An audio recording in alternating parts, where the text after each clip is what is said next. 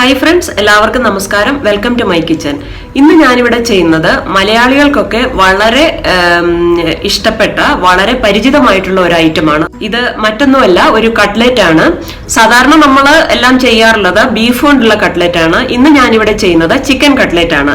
അല്പം എഫേർട്ട് എടുത്തു കഴിഞ്ഞാൽ വളരെ സ്വാദിഷ്ടമായിട്ടുള്ള ഈ ചിക്കൻ കട്ട്ലറ്റ് നമുക്ക് തയ്യാറാക്കാൻ സാധിക്കും. ഇനി ഈ ചിക്കൻ കട്ട്ലറ്റ് എങ്ങനെയാണ് തയ്യാറാക്കുന്നതെന്ന് നോക്കാം. ചിക്കൻ കട്ട്ലറ്റ് ഉണ്ടാക്കാനായിട്ട് ഞാനിവിടെ എടുത്തിരിക്കുന്നത് 1/2 കിലോ ബോൺലെസ് ചിക്കനാണ്. ചിക്കൻ ബ്രസ്റ്റ് ആണിത്. ഇത് ക്ലീൻ ചെയ്ത് അല്പം കുരുമുളകും ഇഞ്ചി, വെളുത്തുള്ളി, ഉപ്പ് ഇത്രയും സാധനങ്ങളിട്ട് വേവിച്ച് വെച്ചിരിക്കുന്നതാണിത്.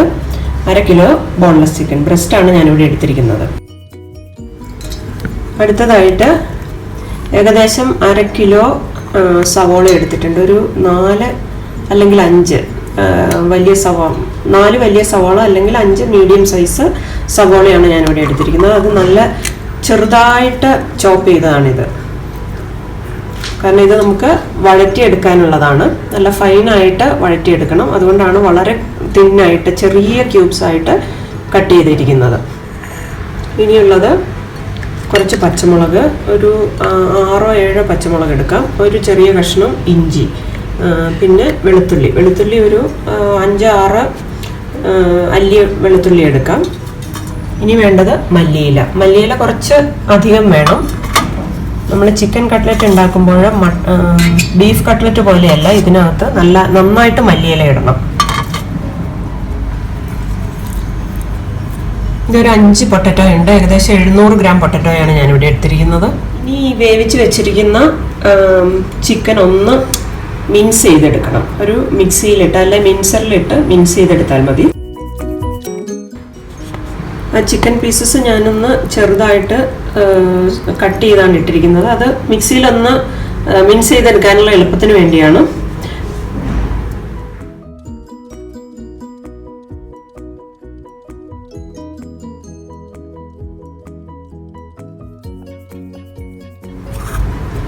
ഇത് ചിക്കൻ ഞാൻ ആ 1/2 കിലോ ചിക്കൻ കംപ്ലീറ്റ് മിക്സ് ചെയ്തെടുത്തു.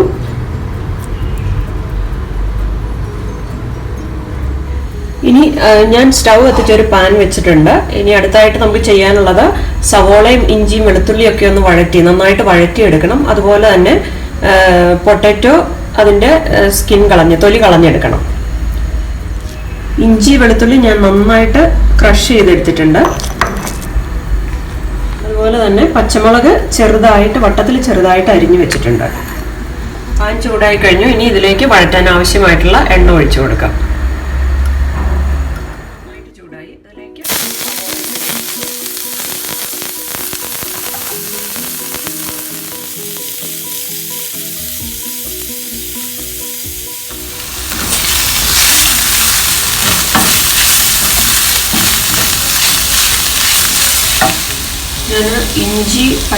ഞാൻ പച്ചമുളകല്ല, ഇഞ്ചി വെളുത്തുള്ളി പേസ്റ്റ് ക്രഷ് ചെയ്ത് വെച്ചിരുന്ന ഇഞ്ചി വെളുത്തുള്ളി ഇതിലേക്ക് ഇട്ട് കൊടുത്തു. ഇനി അരിഞ്ഞു വെച്ചിരിക്കുന്ന പച്ചമുളക് കൂടി ഇതിൻ്റെ കൂടെ ചേർക്കുകയാണ്.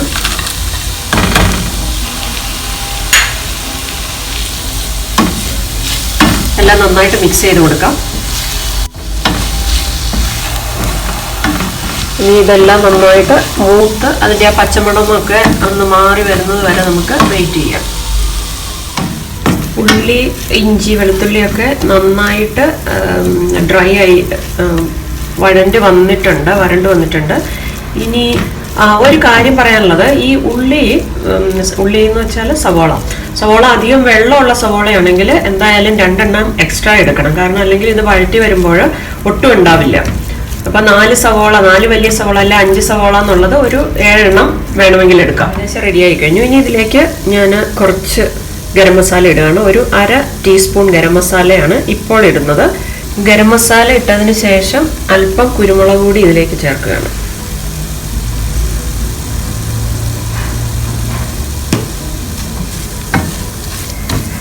ഏകദേശം 1/2 ടീസ്പൂൺ കുരുമുളക് ഞാനിപ്പോൾ ചേർത്തിട്ടുണ്ട്. സവോള, ഇഞ്ചി, വെളുത്തുള്ളി, പച്ചമുളക്, ഗരം മസാല, കുരുമുളക് പൊടി.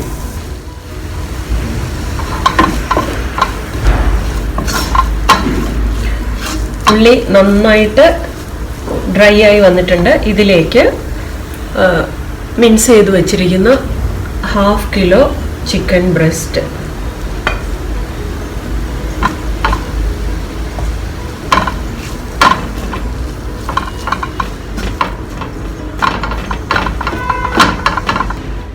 ഈ ചിക്കൻ ഞാൻ കംപ്ലീറ്റ് ഇതിലേക്ക് ചേർത്തു. ഇനി ഇത് നന്നായിട്ട് മിക്സ് ചെയ്ത് ഡ്രൈ ആക്കി എടുക്കണം. ഈ ചിക്കൻ്റെ ഉള്ളിലും വെള്ളം ഉണ്ടാവും. ഇനിയും നമ്മൾ അത് ഡ്രെയിൻ ചെയ്തെടുത്താണ്, എന്നാൽ പോലും വെള്ളം ഉണ്ടാവും.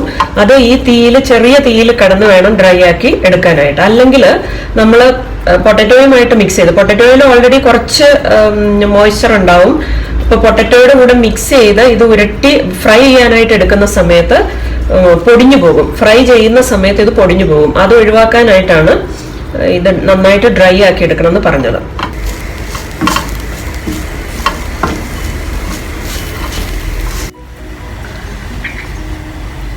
ബോയിൽ ചെയ്ത് വെച്ചിരുന്ന പൊട്ടറ്റോ അതിൻ്റെ സ്കിൻ കളഞ്ഞ് ക്ലീൻ ചെയ്ത് വെച്ചിട്ടുണ്ട്. ഇനി ഇതിനെ നന്നായിട്ട് മാഷ് ചെയ്തെടുക്കണം.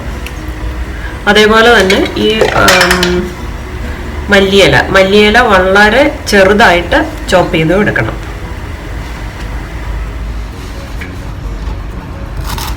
മല്ലിയില ചെറുതായിട്ട് അരിഞ്ഞെടുക്കാം. വളരെ തിന്നായിട്ട് വേണം അരിഞ്ഞെടുക്കാനായിട്ട്.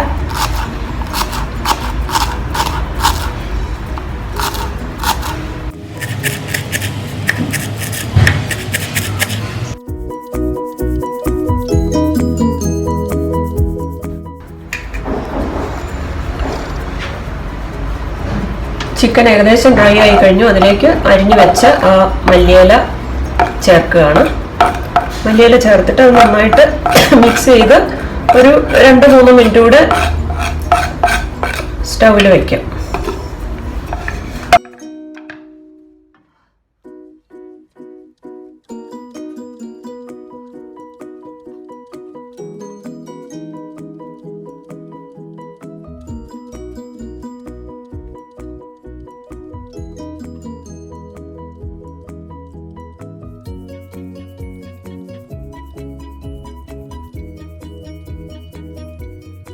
ഇത് ഏകദേശം ഡ്രൈ ആയി കഴിഞ്ഞ് ഈ സമയത്ത് ഉപ്പും മുളകും ഒക്കെ ഒന്ന് ടേസ്റ്റ് ചെയ്ത് നോക്കാം. എന്തെങ്കിലും വേണമെങ്കിൽ ആവശ്യത്തിന് ചേർത്ത് കൊടുക്കാം. അതുപോലെ തന്നെ പൊട്ടറ്റോ നമ്മൾ ഉപ്പൊന്നും ചേർക്കാതെയാണ് വേവിച്ചിരിക്കുന്നത്, ബോയിൽ ചെയ്തെടുത്തിരിക്കുകയാണ്. അപ്പോൾ പൊട്ടറ്റോയുമായിട്ട് മിക്സ് ചെയ്തതിന് ശേഷം ടേസ്റ്റ് നോക്കിയിട്ട് ഉപ്പിന്റെ ആവശ്യം ഉണ്ടെങ്കിൽ നമുക്ക് ചേർത്ത് കൊടുക്കാം. അടുത്തതായി ചെയ്യേണ്ടത് ബോയിൽ ചെയ്ത് വെച്ചിരിക്കുന്ന പൊട്ടറ്റോ ഒന്ന് നന്നായിട്ട് മാഷ് ചെയ്തെടുക്കാം.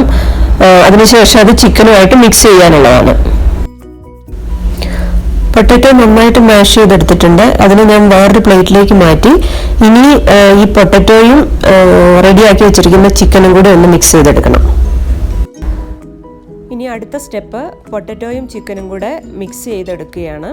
അല്പം ചിക്കൻ ഞാൻ പാത്രത്തിലേക്ക് ഇട്ടു. ഇനി അതിനുശേഷം കുറച്ച് പൊട്ടറ്റോയും അത് നന്നായിട്ട് മിക്സ് ചെയ്ത് യോജിപ്പിച്ചതിന് ശേഷം വേണം ബാക്കി ചെയ്യാനായിട്ട്. ഇങ്ങനെ അല്പാൽപമായിട്ട് പൊട്ടറ്റോയും ചിക്കനും ഇട്ട് മിക്സ് ചെയ്ത് ഇത് കംപ്ലീറ്റ് നല്ല ഈവനായിട്ട് മിക്സ് ചെയ്തെടുക്കണം.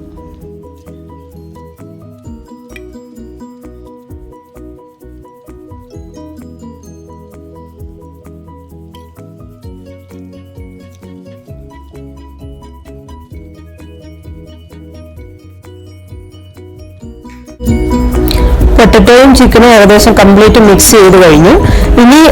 ഇനി അടുത്തതായിട്ട് നമ്മൾ ചെയ്യാൻ പോകുന്നത് ഇതിനെ നമുക്ക് ഫ്രൈ ചെയ്യാൻ ആവശ്യമായിട്ടുള്ള ഷേപ്പിലാക്കി എടുക്കുക എന്നുള്ളതാണ്.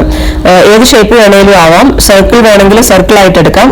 അല്ല സാധാരണ നമ്മൾ ബീഫ് കട്ട്ലറ്റ് ഒക്കെ ചെയ്യുന്നത് പോലെ ഓവൽ ഷേപ്പാണ് വേണ്ടതെങ്കിൽ ആ ഓവൽ ഷേപ്പിൽ നമ്മൾ ഇതിനെ പരത്തിയെടുക്കുക.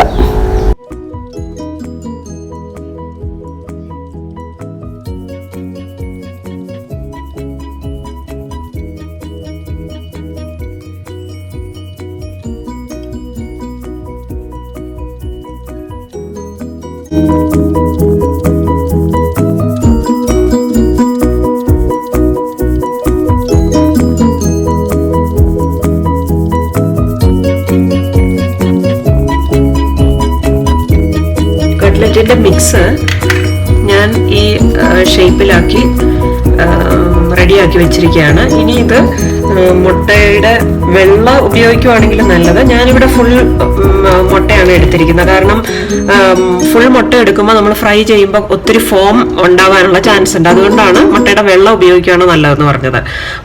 മുട്ടയുണ്ട്, പിന്നെ ബ്രെഡ് ക്രംസ്. ഇനി ഫ്രൈ ചെയ്യാൻ റെഡിയാക്കി വെച്ചിരിക്കുന്ന കട്ട്ലറ്റ് ഈ മുട്ടയിലൊന്ന് മുക്കിയെടുത്തിട്ട് വീണ്ടും ബ്രെഡ് ക്രംസ് കൊണ്ട് ഒന്ന് കവർ ചെയ്ത് വെക്കാം.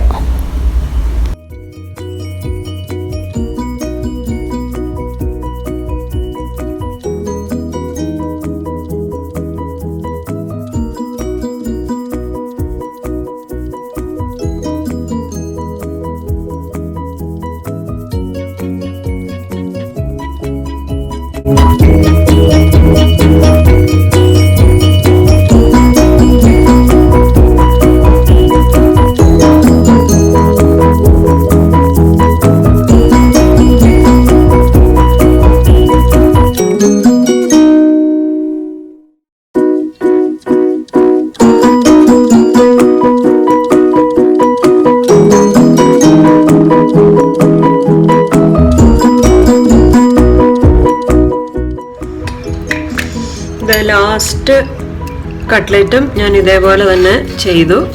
ഇനി ഇങ്ങനെ വെക്കുന്നതുകൊണ്ടൊരു ഗുണമുണ്ട്. ഇങ്ങനെ കുറച്ചധികം നമ്മൾ ഉണ്ടാക്കി വെക്കുകയാണെങ്കിൽ നമുക്ക് എപ്പോഴെങ്കിലും കഴിക്കണമെന്ന് തോന്നുകയാണെങ്കിൽ എടുത്ത് വറുത്ത് കഴിക്കാം.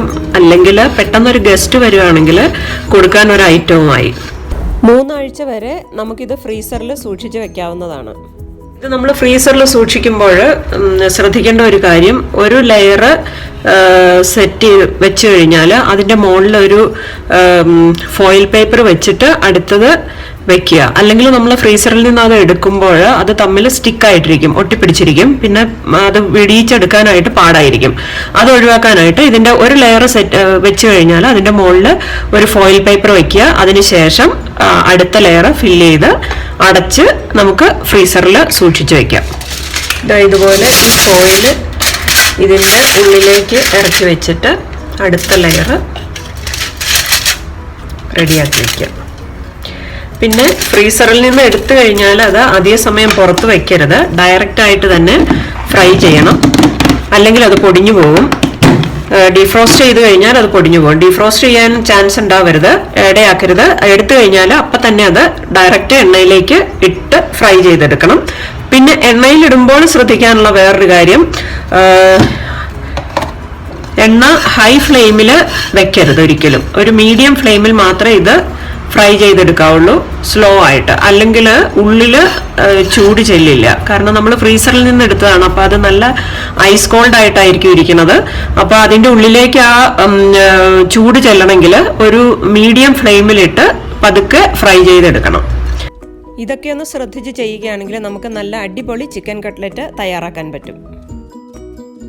ആദ്യം ഒരു പാത്രത്തിൽ, ഒരു കണ്ടെയ്നറിൽ ഒരു സെറ്റ് ഞാൻ റെഡിയാക്കി വെച്ചിട്ടുണ്ട്. അതിൻ്റെ ഏറ്റവും മുകളിൽ ഞാൻ ഒരു ക്ലിംഗ് ഫിലിമാണ് വെച്ചിരിക്കുന്നത്. കാരണം നമ്മൾ ഫ്രീസറിൽ വെക്കുമ്പോൾ ആ ഒരു തണുപ്പുണ്ടാവില്ല, അത് ഇതിൻ്റെ മുകളിലേക്ക് ഡയറക്റ്റ് ആയിട്ട് വീഴാതിരിക്കാൻ വേണ്ടിയിട്ടാണ്. അതായത് വെള്ളത്തിൻ്റെ അംശം ഈ കട്ട്ലറ്റിൻ്റെ മുകളിലേക്ക് വീഴാതിരിക്കാൻ വേണ്ടിയാണ് ഞാൻ ഈ ക്ലിംഗ് ഫിലിം ഏറ്റവും മുകളിൽ വെച്ചിരിക്കുന്നത്. ഏകദേശം ഒരു 30 കട്ട്ലറ്റ് നമുക്ക് സുഖമായിട്ട് 1/2 കിലോ ചിക്കൻ കൊണ്ട് ഉണ്ടാക്കാൻ പറ്റും. ഇനിയിപ്പോൾ ബോൺലെസ് ചിക്കൻ ഇല്ല എന്നുണ്ടെങ്കിൽ വിഷമിക്കണ്ട. നമ്മൾ സാധാരണ ചിക്കൻ മേടിച്ചിട്ട് അത് വേവിച്ചെടുത്ത് അത് ആ എല്ലിൽ നിന്ന് ഒന്ന് അടർത്തിയെടുത്ത് മിക്സ് ചെയ്തെടുത്താൽ മതിയാവും. ഇനി കട്ട്ലറ്റ് ഒന്ന് വറുത്തെടുക്കാം. അതിന് ഞാൻ ഒരു പാനിൽ എണ്ണ ചൂടാക്കി അതിനുശേഷം അതിലേക്ക് കട്ട്ലറ്റ് ഇട്ട് കൊടുത്തു.